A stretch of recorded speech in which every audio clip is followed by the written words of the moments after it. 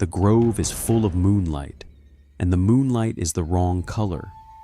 It pools green among the broad banana leaves, green on the wet earth, green on the woman standing among the trees. She is beautiful, dressed in the old way, a sabai across one shoulder, a skirt the deep green of a leaf. She smiles at the boy who wandered in from the path, and her feet are not touching the ground. The boy does not run.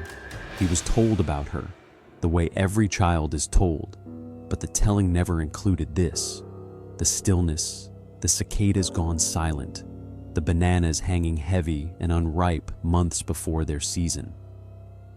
Around the nearest trunk, someone has tied a band of colored cloth, 7 colors faded by rain. He understands too late that the cloth was a warning. Welcome to Whispers of Siam. I'm your narrator. Tonight we leave the temple and the canal behind and walk to the edge of the village, to the damp green shade behind the houses where the wild banana grows. We are going to meet a spirit almost everyone in old Siam knew. Many feared her, and a surprising number loved her. This is the story of Nang Tani. First, the tree. The kluai tani, a wild banana, seeded and bitter, not the sweet fruit grown for the table.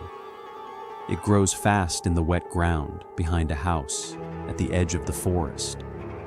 Its leaves are enormous, and when the wind stirs them, they make a sound like low voices.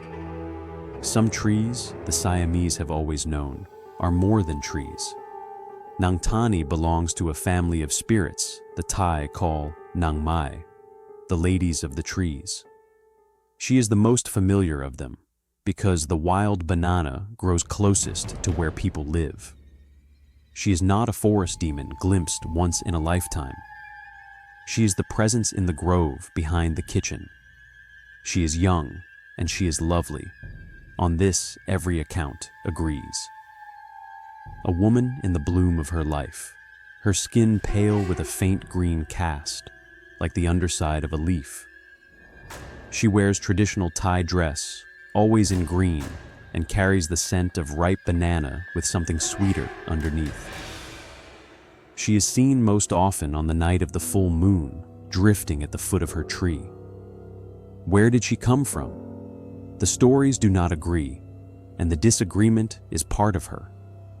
Some say she was a young woman who died with a grief she could not put down, a betrayal, a love that ended badly. Her spirit took root in the banana tree the way a vine takes root in a wall. She did not choose the tree. The tree chose her. And here's the first strange thing about her. She is not, by nature, cruel. So many spirits of the Siamese night are hungry, or vengeful, or simply lost. Nang Tani is rarer, a spirit with a sense of justice. Left alone and given her due of respect, she is gentle. The danger in her was never random. It was earned. There are tender stories of her feeding the hungry. A monk on his dawn alms round finds a young woman in green at the edge of a grove, ripe bananas in both hands. He takes them, blesses her, walks on. Only later does he learn no woman lives near that grove, and none has for years. She had fed him anyway. She had wanted the merit. On the full moon, they said, you might see her, but not if you went looking, for she did not reward the curious. A traveler at the wrong hour, a fisherman coming home late along the klong, might catch her at the grove's edge, lit green by a moon that favored her tree. The rule was simple: lower your eyes, give her a great lady's respect, and keep walking. This is why, all across Thailand, you find banana trees with bands of colored cloth tied around their trunks. 7 colors, the satin of an offering.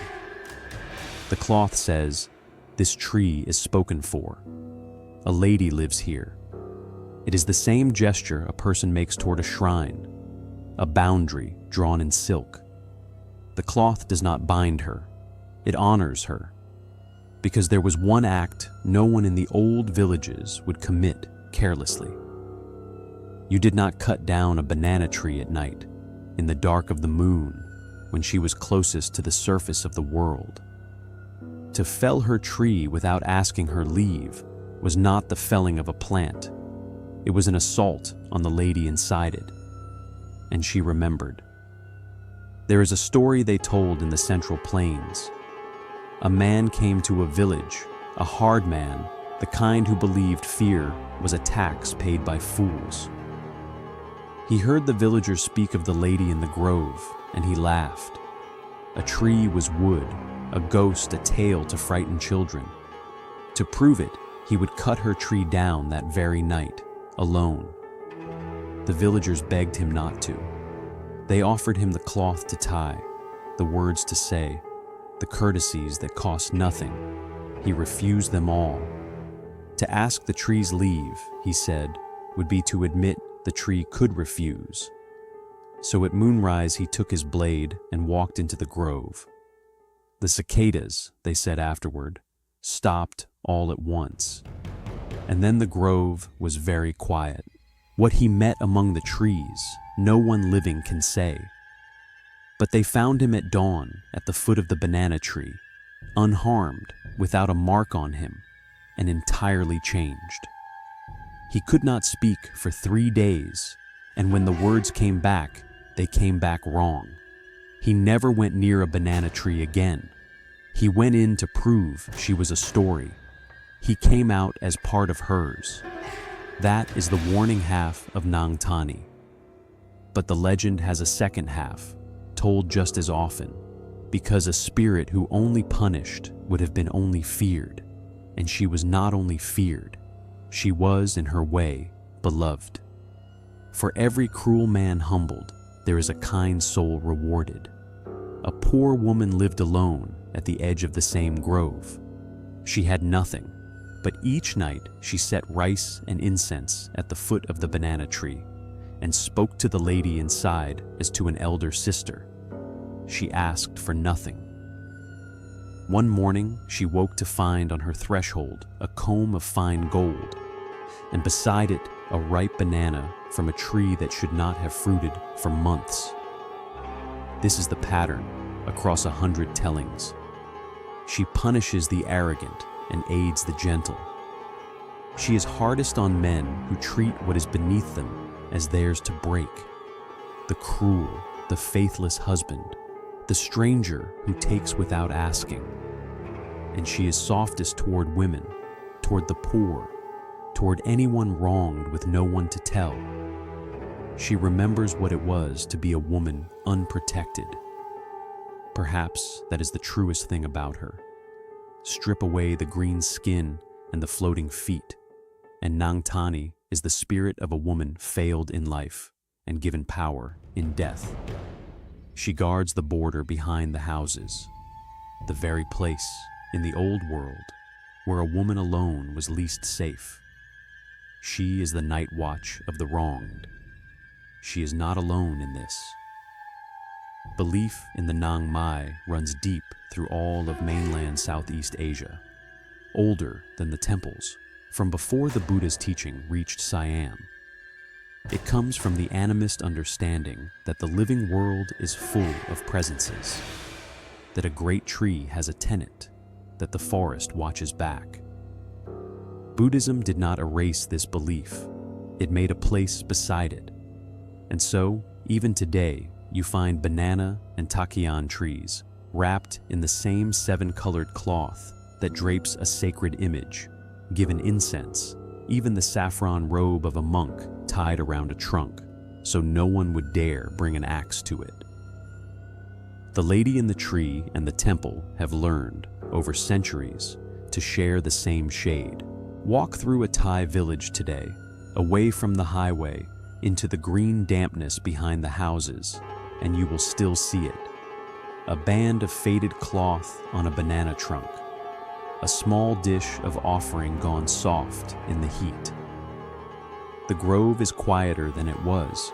Fewer people set rice at the roots now. But the cloth is still tied. Someone recently thought it worth tying.